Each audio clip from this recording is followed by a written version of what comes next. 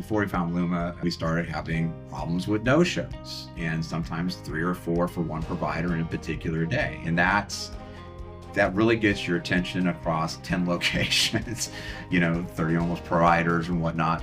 What happens is when you start looking at that, you're trying to figure out what's going on.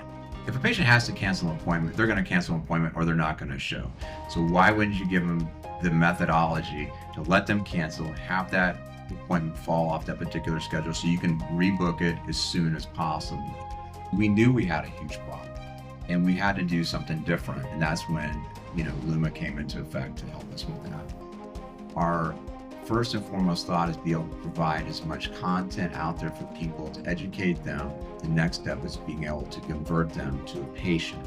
And that step all is number one priority for us to be able to have the largest digital footprint for ENT and allergy and facial plastics. So we push that extremely hard. The results are outstanding. We have over 100,000 plus people a month visiting our website because of that.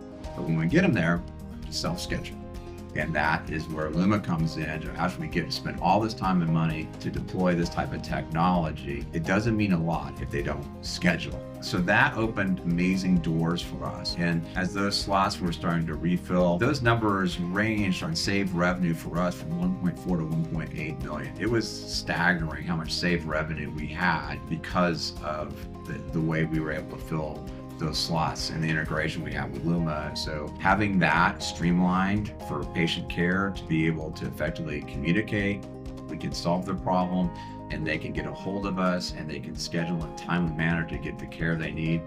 That is patient-centered care.